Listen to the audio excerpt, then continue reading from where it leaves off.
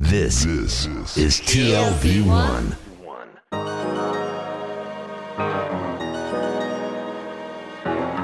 The Tel Aviv Review. Hello and welcome to the Tel Aviv Review, brought to you by the Van Leer Jerusalem Institute, which promotes humanistic, democratic and liberal values in the social discourse in Israel. If you like us, please join our community of supporters by giving to our Patreon campaign. You'll find all about it on our homepage. I'm your host, Gilad Halpern. And I'm your co-hostess, Dalia Shenlin.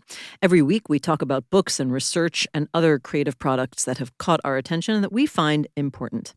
Our guest today is Zohar Maor. He's a lecturer in history at Bar Ilan University and co-editor, together with Yochi Fisher, of a new book called Nationalism and Secularization that came out last year in Hebrew only. It's published by the Van Leer Institute and Magnes Press. Dr. Zohar Maor, hello and welcome to the show. Hi. Hi. I would love for you to explain how this book got started. How did you and your co-author, Yochi Fisher, decide to focus on the issue of secularization, or dafka secularization, as we would say in Hebrew, and nationalism? And why is this not a book about religion and nationalism? Are they really just two sides of the same coin? I think that there are two sides of the same coin. I believe we could call this book Nationalism and Religion. And if you read all the essays in this book... Of course, we read all of them. Okay, oh, great. Okay, so you're the two that read it all. Okay, that's great. Okay, so I think many of the articles demonstrate that religion and nationalism are linked. But let's say that the more sexy issue is secularization, which is a very complicated and nuanced and also controversial issue. So we started from secularization and then moved to nationalism, because if you take secularization not as the rejection of religion, but its appropriation to the secular realm, then nationalism comes maybe first to mind, because this is the realm in which many religious energies, symbols, and notions became transferred into the secular realm. Okay. You know, Zohar, secularization is often perceived as one aspect of modernization, of modernity. Mm-hmm. And in your book, you say that it's far more complicated than that. Can you explain about the definition of secularization for the purposes of that endeavor? Okay, so let's say that the classic theory about secularization, which starts with Max Weber, is that modernity brings secularization in different places, in different forms, but it will happen. So as long as a place, as a region, as a country is being modernized, it will be more secular. This was the thesis, and we have to admit that there are much evidence to this thesis. But let's say in the last 40 years, this thesis became much debated. First, we can see that at least 10 years ago, the United States was very modern, but very religious. Yeah, I mean, doesn't so much of this have to do with how we define what secularization actually means? Exactly. This is a problem, because religion is such a complicated phenomena that, let's say, it's only natural that its vanishing or its transformation is also very complicated. So if we'll take one example, if we will go to Sweden and see how many people come occasionally to churches, okay, we'll see about, or comes frequently to churches, we will find about 4%. But if you will ask people, are you Christian? It's about 70 to 80%. And this kind of data makes us so perplexed. Because if you take the first data, so secularization is here. But if you take the second data, it means that religion is still here. So were you able to come up with one particular definition, or do you think that it was more helpful to use the characterization that you use in the introduction of explaining the three-part change of religious behavior through what you call rejection, transformation, and separation? What is the best way of understanding secularization? I'm afraid there is no best way, because I think I'm afraid that I won't have this clear answer to your important question, because some people said, and I just lectured about this issue to some of my students about 3 days ago, and one of them said, okay, religion is about being religious, being devoted to religion. If you do things lukewarm, it means that something really substantial happened. So some people will say, let's check how many people observe the basic tenets of their religion. It may be Hinduism, it may be Judaism or Islam. We just have to have the package of the most important and crucial things about this religion, and see how many people observe this package. But when we come to look at religion and nationalism, or secularization and nationalism, it's not so much about the observance, but about the symbols. It's about the meaning of a religion or its absence.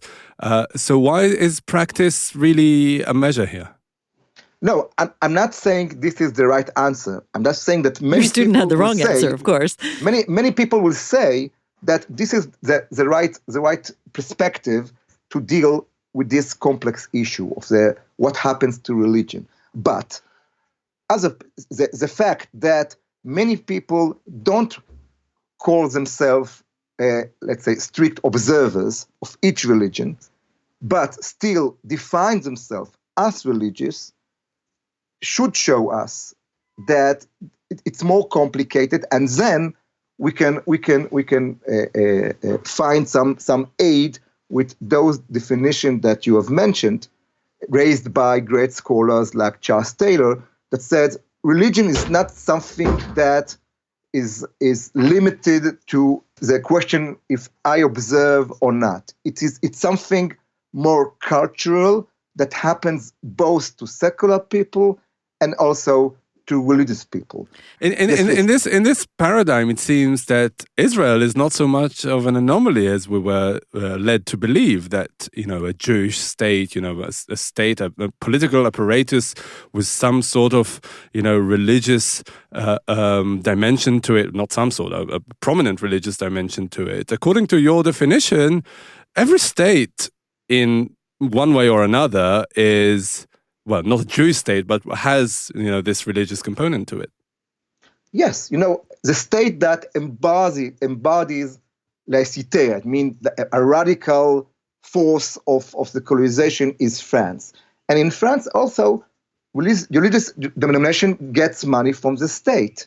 So it's much more complicated. And let's say one of our goals in this book is to show that it's not black and white. It's not Iran on the one side and France on the other side. It's much more complicated, and there is a very fascinating essay in our collection about Turkey, and most of us think that once upon a time there was the secular Turkey, which took France as its model in the days of Ataturk, and then came Erdogan and his party and changed things altogether. But the truth is that Turkey was never so secular, and Erdogan Turkey is not so religious. So yes, one of the messages of this book is that this issue of the relationship between state and religion is always very complicated, very dynamic and very nuanced. Since we've jumped into the cases, we started with Israel, but let's continue with Turkey since you mentioned it. I think it was a fascinating article.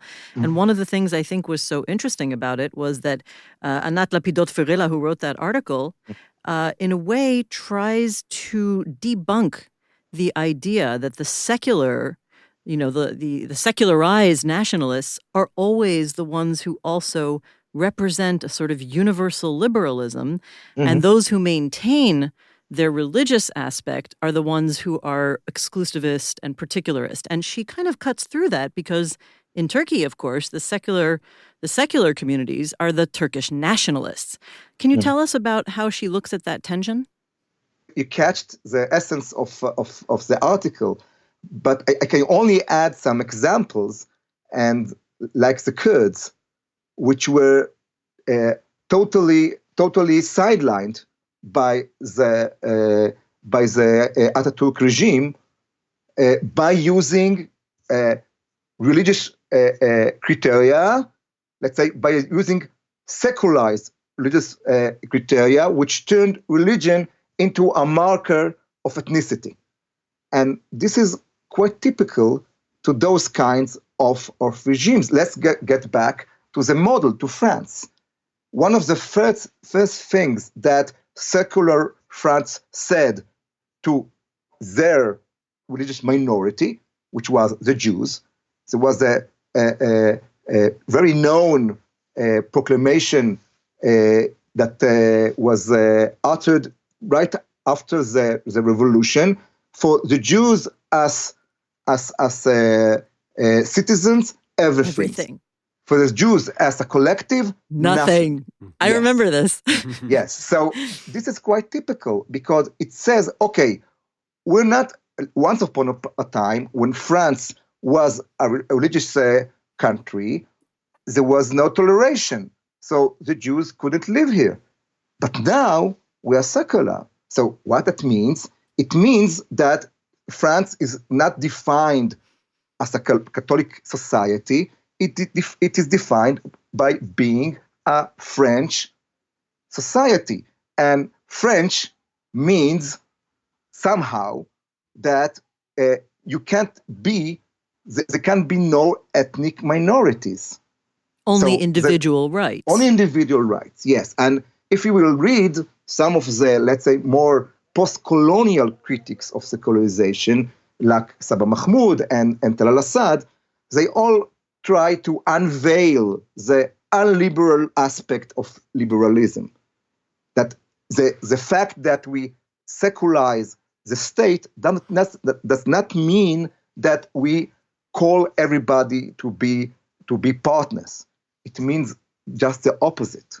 Zohar, do you think that the coming to the fore of these tensions, this always the two forces pulling in different directions to an extent, is a stage that every state goes through at some point in its evolution, that the same kind of tension that we see in Turkey in the last 20 years were the ones that we saw in France in the 19th century?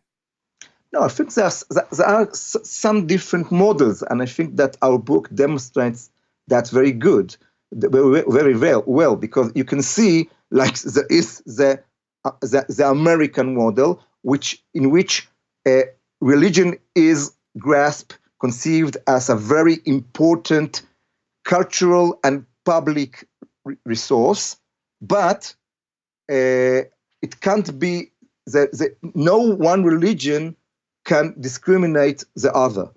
So the kind of evolution in the States is very different than the one happening in France. And let's say that a state like Germany is also very different because there is a very strong religious institutions, but very small religious participation. So let's say that there are some models, and there is the model of French laïcité, and Turkey followed this model. And if you follow this model, indeed you will have to, let's say, experience those tensions between let's say, repressed religion that might come back every time. And the issue of Islam in France is a case in point. I think one of the most complicated and fascinating experiments of the evolution of the modern state in tension with religion, but also transforming it, is the United States.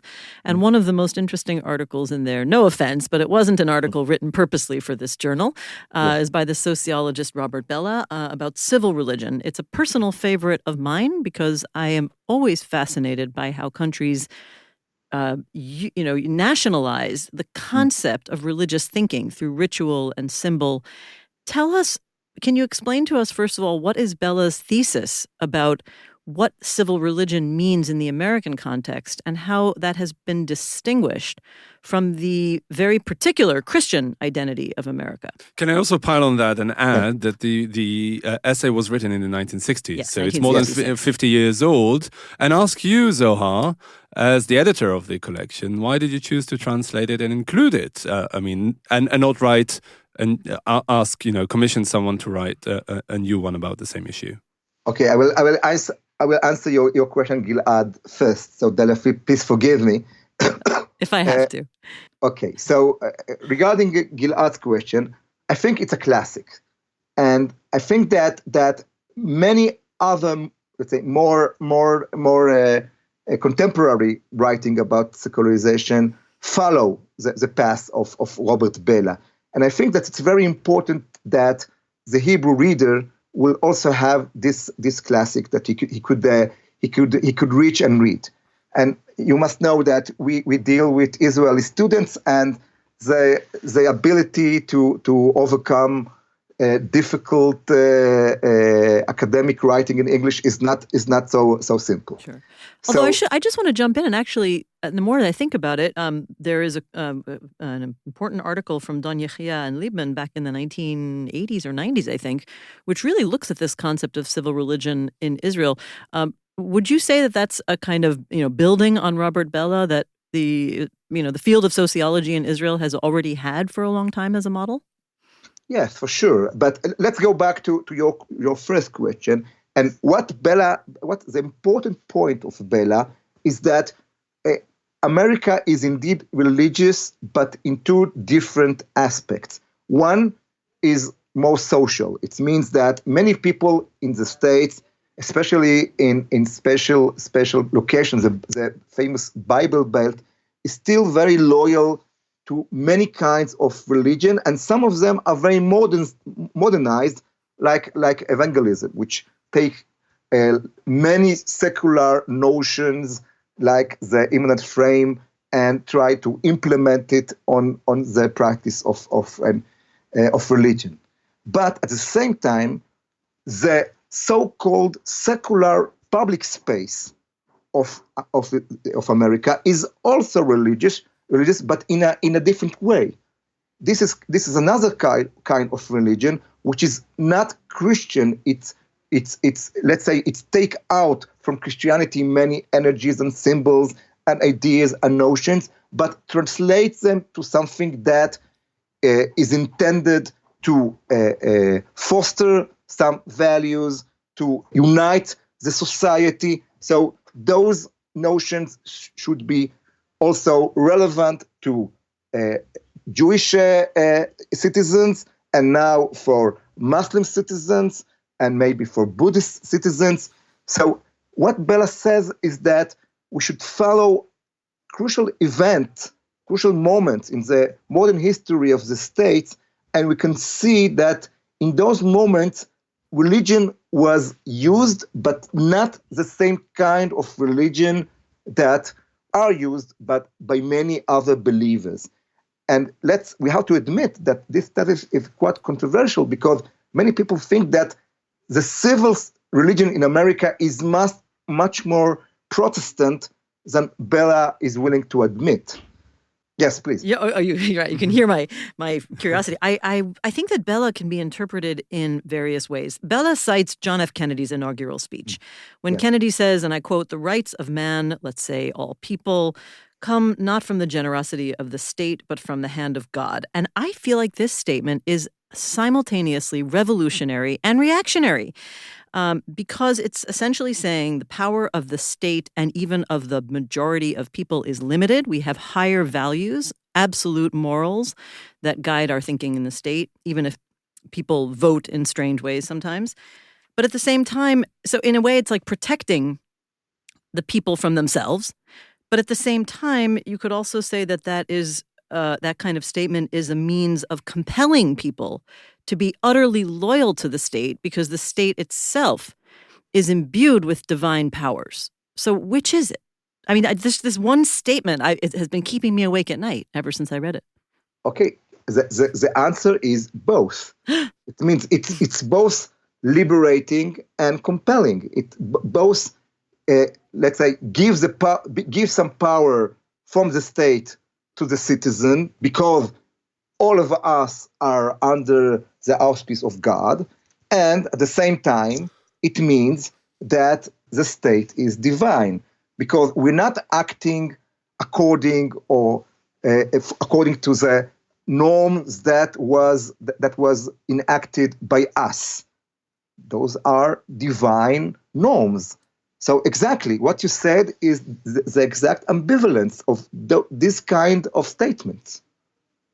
I want to ask you, Zohar, because we are, running out of time at some point, Yes. To bring it back to the Jewish-Israeli case, Yes. and particularly ask you about the chapter that you wrote about Martin Buber. Mm-hmm. And how do you think he particularly embodies in his thinking that... Particularly, nice. Yes, no pun intended. This tension that is the underlying theme of the book.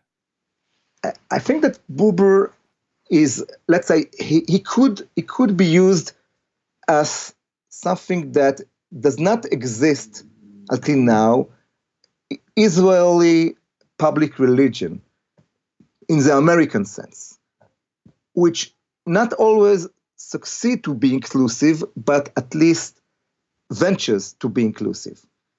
So Buber separation, which is very problematic between religion and religiosity, could serve some people which are not religious or not Orthodox or not Jewish to, let's say, to come together around notions, ideas, values that could be shared by many people. And I think that Buber is important because Israel, let's say, didn't take his way. Let's say Buber embodies the way not taken, because Ben Gurion followed, let's say, the Russian model, which is the Turkish model, which is the French model, which means that religion is something that is counterproductive.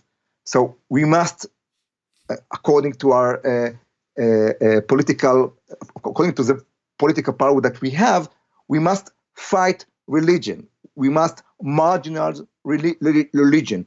And let's say that, putting it secondly, the result is Shas. The result is the rise of people that are both religious and both against the state, hostile to the state. So Buber offers another way, and Buber in real time really criticized Ben Gurion, that on the one side, and this goes back to Dalia, on the one side fight religion, and the other side try to use religion in order to empower himself. So Buber, I think, suggests to us, provides us the opposite model. It means something that does not fight religion, but try to, let's say, to combine some religious heritage into the framework of the state without being compulsive, with no institutions. I mean, it sounds great. The question is, even with Buber, who I think was really one of the biggest humanists in the history of the Zionist movement, Is there really room for non-Jews? With the same critique that you brought related to Robert Bellah, I wonder if Buber has a sort of more integrationist, strategy for Judaism. And on the other hand, I'm going back to the article by Dan Yechia and Liebman, which I think, again, the civil religion idea in Israel plays out. As far as I remember their argument, the civil religion itself is very heavily militarist. So, but even if Buber is one end of the accommodationist view, and it still is essentially rooted in Judaism, and the other end is a completely secular view, but it's very militarized, are there any approaches to both accommodating the religious sensibilities, I guess, in Israel that in some ways somehow can include the non-Jewish population? I want to cite here my friend, the sociologist Shlomo Fisher. Shlomo wrote in several papers many years ago that while today I think no one will contest the fact that religion is a separatist factor in Israel, that we have enough resources in Judaism that could serve us to unite different, let's say, sectors in Israeli society, because the problem with secularization that it says always we are inclusive, but it does not include religious people, and many, let's say, I think that at least 40% or maybe more of the Muslims of the Arabs in Israel are practicing Muslims. So, like Shlomo many years ago suggested that there will be some holidays of political religion, like Abraham Day, which could be something attractive for Jews and also for Muslims and Christians, because all of them cherish the character of Abraham. I can spoke about charity and many nice things that many people, even secular people, could identify with. Is this something that squares with Buber's thinking and humanism? In a sense. Let's say the black spot of Buber was Islam. He was more open to let's say the religions of the East, of Hinduism and Buddhism and Taoism, and let's say he quite in Europe, in Germany at that time, he never met any Muslim scholar. So this happened when he came to Israel, and he tried to think about how to open his ideas to Islam, but he was too old to make a new start. So I think that this is something that Buber leaves to us. How we take his ideas of dialogue and try to find the Muslim partner that could find, let's say, dialogue within Quran, because many Christian readers of Buber, like Tillich, found this way of dialogue as very productive in his religious tradition, and we could maybe it's a let's say we can invite people that to follow Buber and try to find those dialogical, let's say, remnant in Islam, the dialogical motives in Islam, and maybe in that way we can, let's say, reformulate the ideas of Buber in a way that will be open not only to Protestantism and Judaism, a very specific stripe of Judaism and Hinduism, but also to other kind of religions. It's interesting, Zohar, what you say about co-opting in a way Buber's thinking, because its open-endedness leads us perhaps in a totally different direction, because based on what you wrote in that chapter and what you said just now, I'm thinking that easily Buber could be the harbinger of the religious Zionism that we see today, of the settler movement, etc., and even to an extent, and forgive me for saying that, the Muslim Brotherhood. You guys can't see this, but I am looking at Gilad now with a lot of skepticism. So defend this position. No, what I'm saying is... Okay, no, Gilad. Yeah. There is a very distinguished Israeli scholar, Uri Ram, and he just, about 4 or 5 years ago, wrote a book on Buber that says, that argues exactly what you said, that in fact, Buber was not the father of the founding father of Jewish liberalism and Shalom Achshav. He was the real father of Gush Emunim. And there is some point in this argument, because Buber always thought that land and Heimat, the fatherland, are very important assets of human life. And in this sense, he has let's say, a rightist component in his thought. And I don't think that we should sideline this aspect in his thought. No, but couldn't we also say that it's in dialogue with his inclusive approach to national identity and by nationalism? But to say that to identify Buber with Gush Emunim, this is too much. Okay, it could serve as a provocation, but it's not real Buber. Buber was not Gush Emunim. Buber thought that we have to intertwine the rightist aspects of life and the openness to humanity. And like also, liberal nationalism, huh? Yes. I think Buber was all his life, or most of his life, he was anti-liberal. But he tried to, his dialogue is intended to be an alternative way to build an open society, not on the idea of liberalism. Because according to Buber, I'm not sure he was right, liberalism means that each of us lives in his own planet, like we do today, unfortunately. But he believed that no man is an island, as the poet said. It sounds like maybe he was anti-libertarian in modern terms. Maybe. Okay, but it's a complicated issue. I don't think that we can have enough time, that we have enough time to elaborate this point now. Yeah. Well, just one more image that jumped out at me from the book that I thought was so striking. And I feel like it's at the other end of, again, a kind of spectrum where we're talking right now about the possibility of bringing the religious identity somehow into the nation in a way that is both intertwined but also inclusive, whether it's Judaism or Christianity. And at the other end, I think it was in the article by Chedva Ben Israel. Yes. I think it was in her article where she talks about one of my favorite paintings, The Death of Marat by Jacques-Louis David.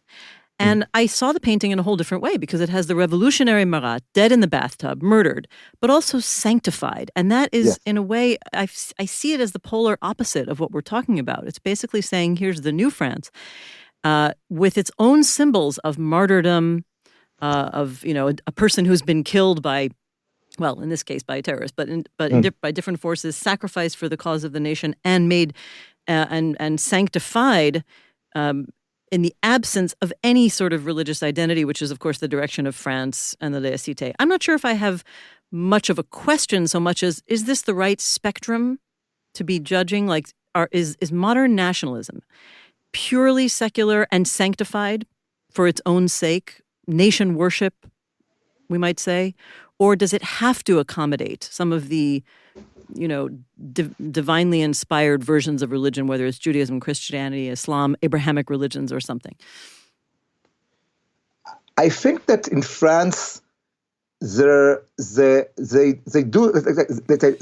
at the last 200 years, they did their best to build a national identity which is totally secularized, with new martyrs, new ideas, new energies, and this is the left side of the spectrum. But again, let's see the price of this perspective. I think the price is not so small. So I do believe that we have to at least as long as there are substantial religious communities living in our state, I think that the French option is not so recommended. All right, Dr. Zohar Maor, a lecturer in history at Bar-Ilan University and the co-editor of the new book, Nationalism and Secularization. Thank you very much for joining us today. Thank you for your insightful interview. Thank you. And many thanks to Itai Shelem and Georgia Foscarini, our producers, and to the Van Leer Institute for their generous support. And now we've got a request. Many or most of you listen to us on the Apple Podcasts app, and we would like to ask you to please consider writing us a review. All you have to do is launch the app, select our podcast in the library section, scroll down to ratings and review, and then write one. You can support us by going to our website, that's tlv1.fm/Tel Aviv Review, and subscribing onto our Patreon campaign. Check out our archive. It has more than 500 interviews to keep you busy, entertained, and hopefully annoyed. And if you like what we do here, you can also like us on Facebook. Our page is called the Tel Aviv Review Podcast Ideas from Israel. And do not forget to follow me and Dalia on Twitter. Join us again next week for another edition of the Tel Aviv Review. And until then, from Dalia and from me, goodbye.